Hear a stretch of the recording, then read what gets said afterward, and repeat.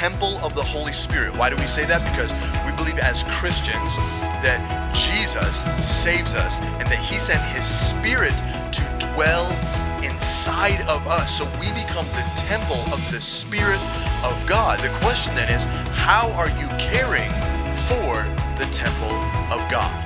I do not think he designed us to live a life that is constantly void of fulfillment, riddled with anxiety, always chasing after the next thing. Welcome back to the Serve One podcast. My name is Philip. I'm a campus pastor here at Elevation Church in Matthews, North Carolina. I love y'all if you're a part of our community here. Thanks for coming out. Thanks for being a part of the church. We do this podcast to help people grow and become everything that God has created them to be. So I started this series on growth. We did a setup for having a growth mindset, and then we talked about a couple of different areas where you can grow. Then I wanted to talk about creating a rule of life. There are a lot of practices like this that many successful people, or I could even say people who have great fulfillment in life, I think it's a better way to measure how your life is going based off of your fulfillment in life rather than what is perceived to be successful by our culture. Because I talk with people all the time who are successful by worldly terms, meaning they've amassed wealth or they have high-level positions, but they have very little fulfillment in their life. So what I would really love to see you do is grow, become everything that God created you to be.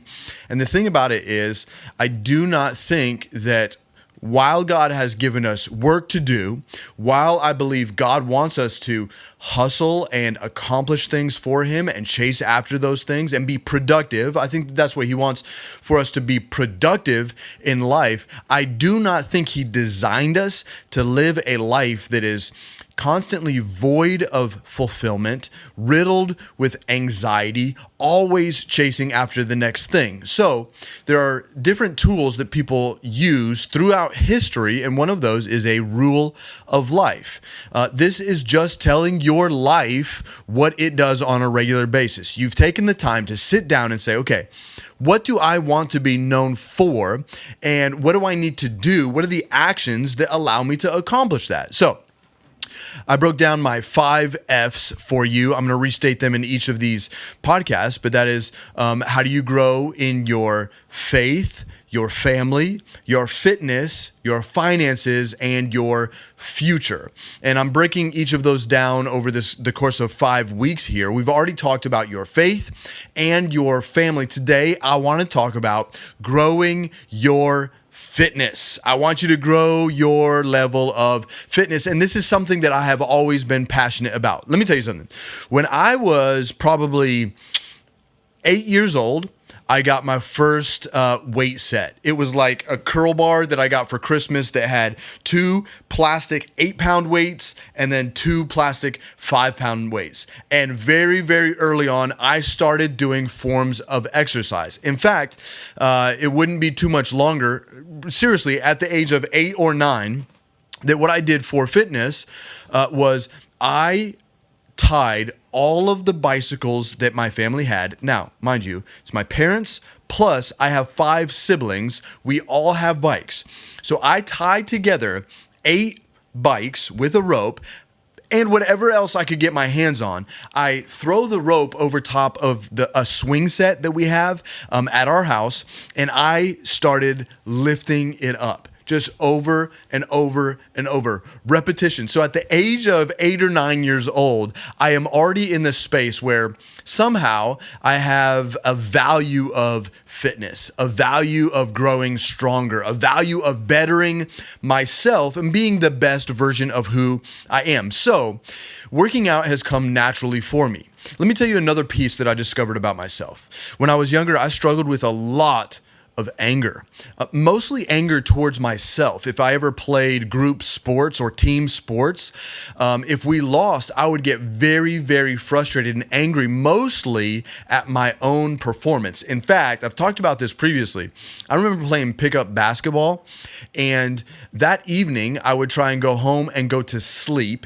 And while I am laying in bed, my mind would be rehearsing every single play throughout that game. And I would get to the point where I'm laying in bed and all of a sudden I would realize my whole body is tensed up because it's as if my mind is trying to recreate those moments so that I could do them better than I did them previously. And I'd find myself all bound up and I'd be like, Philip, relax. You need to relax. I don't know why, but I have always been wired this way. And so, since I dealt with these anger issues, I realized I needed some type of regular fitness or regular exercise, something that would exhaust my body and calm my mind so that I can not only be fit in my body, but also I can be fit mentally. So when I talk about your fitness, I want you to have a rule of life for your fitness and your approach to getting fitter. I'm not just talking about exercise and building a physique. I'm also talking about your mental strength. How strong are you mentally? There's so much that goes along with your physical fitness and your discipline and willingness to push your body to difficult places to do hard things that is connected also to your mental fortitude and your mental strength. I saw this meme one time, maybe you've seen it. It was something when somebody asks you about doing something difficult or they challenge you with something and act as though you can't do it. And the meme says like, are you kidding me? I put my own body through torture every single day. I think I can handle this situation. When you are that type of person, that you intentionally put yourself through hard things, then you have so much courage and confidence that you can step up to just about anything. That's where many people who wake up and the very first thing they do is they do a hard thing. They either do a hard workout or they jump in an ice bath or they choose to force themselves into doing the hard thing. Maybe that is, hey, I woke up early. I don't know what it is for you, but I chose to do the hard thing at the very top of my day. You will be amazed how much that pays off in your confidence throughout the day. Because it's like, if I already did that thing, man, there's nothing that I cannot take on. So I want you to think about your body holistically. We as Christians say this is the temple of the Holy Spirit. Why do we say that? Because we believe as Christians that Jesus saves us and that he sent his Spirit to dwell inside of us. So we become the temple of the Spirit of God. The question then is, how are you caring for the temple of God? I have great conviction about this because I want to be the best version of myself. Why? So that I can live a long life and serve God to the fullest. I'm constantly becoming new versions of myself, and I want to live a long life and experience everything that God has for me. I hope that you want that as well. So in a rule of life, again, what you're doing is you're writing down, this is what I do daily or regularly. So on a regular basis, this is something I do.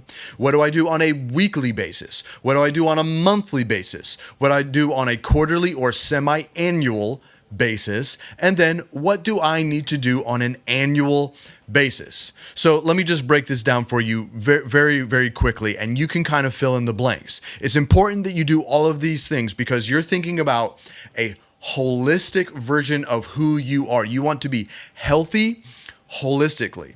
So we're talking about your body, we're talking about your mind, and your mentality. We're talking about fitness from the aspect of what are you feeding, your nutrition. And that is the biggest area of growth for me.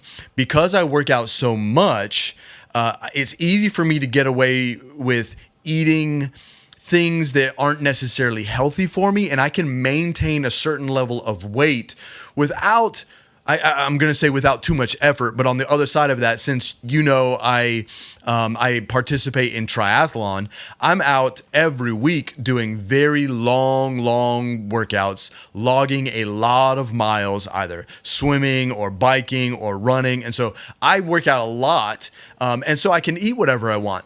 In 2025, a big emphasis for me is going to be growing in the area of my nutrition. First of all, understanding what that means to fuel my body for the workouts that I'm trying to accomplish, because I've signed up for a half Ironman that I'm doing in May, and then I've signed up for a full Ironman that I am doing in November. So I want to be able to fuel myself for the goals that I have set before myself. That means I'm going to have to drop some weight in order to do a full Ironman for me personally, because running is very difficult for me. I'm going to have to drop some weight so that I have fewer pounds to carry for that 26.2 miles after I've already done a 2.4 mile swim and a 112 mile bike ride. But I've set big goals. Why do I set big goals? Because I want to be pushed to accomplish something. And it's not cheap to sign up for these types of events. You've heard the term, you've got to have skin in the game. This is exactly what this means. I have paid to be a part of something. And yeah, you are far more likely to follow through with something if you had to pay for it. Something we do here at the church is we create the space for people who financially, maybe they can't afford to go to counseling, yet they're walking through very difficult situations. We go ahead and we sponsor them, and we pay for good portions of that counseling. Why? Because we want their holistic fitness to be growing. We want them to become everything that God has created them to be. But we always ask that they at least pay a small amount to be able to go to that counseling. Why? Because we know that when somebody has a little skin in the game, they are far more likely to follow through with what they have set out for. Maybe that's your thing. Maybe that's your trick this year, is you're going to actually sign up for something and pay for it. You're not going to ask to do it for free. You're not going to ask for free advice, free nutrition advice, or free mental advice. You're not going to do that. You're actually going to intentionally choose to pay for something, because you know when you do that, you will be much more likely to follow through with it. So what do I do on a daily basis? I've told myself on a daily basis, I'm going to wake up early to get time in the Word. I'm taking time to meditate. This is mental strength, but this is also me at a level of fitness saying, I do the hard thing and I wake up early. Why? That sets me up for success throughout the day so that I have energy to go and do the workouts that I want to do. Okay, look, go with me here. Another layer of fitness that, if we're looking at holistic fitness, we're looking at the whole body here and saying, okay, I want to treat my body as though it's the temple of the Spirit of God. There's a couple of things that I do on a daily basis that I think that you should do as well. Okay, you ready for this? I shower on a daily basis. This is part of your fitness, your hygiene. You need to take care of that, right? I brush my teeth on a daily basis. Those are some things that, as a rule in my life, those are values for me that I do on a daily basis. You might need to choose to do the small thing. Remember, in this growth series, we've been talking about doing the small thing. Maybe what you need to do is commit to brushing your teeth every day. If that's an accomplishment for you, I'm proud of you. Go after it. But just brush your teeth every day. Like, do everybody around you a favor. Take care of the temple and brush your teeth. Okay, that aside, what do I do on a weekly basis? I've told myself that I'm going to get 6 workouts, or I'm going to work out 6 days. I actually changed that because there are multiple days where I'll do 2 workouts in one day. When I'm training for a triathlon, on Monday, I do a run and a swim. On Tuesday, I do a bike. On Wednesday, so I just have a structure to what I do. But 6 days out of the week, I'm going to work out, okay? Then I'm going to take one day where I'm committing to do a long endurance training ride or run. For what I'm doing specific to me, for what I want to accomplish, that is important. You need to write down your rule of life according to your goals and what you need to accomplish. So I don't know what that looks like for you, but for me, it looks like I choose to do one long endurance training ride. And what I'll do for you, we posted in the first week during Grow Your Faith, I posted that rule of life, a sample just grid where you can fill that in. I'll actually post my rule of life that I have written out for you, so that you can see what it looks like for me. But on a weekly basis, I am working out 6 days. One of those days is a long endurance ride. And I also schedule in on a weekly basis 1 rest day. I think it is so important if you're taking care of the body that you have a rest day. Another thing that I do that's actually in that daily column is to get 8 hours of sleep per night. It's so important that you're recovering, that you're caring for your body.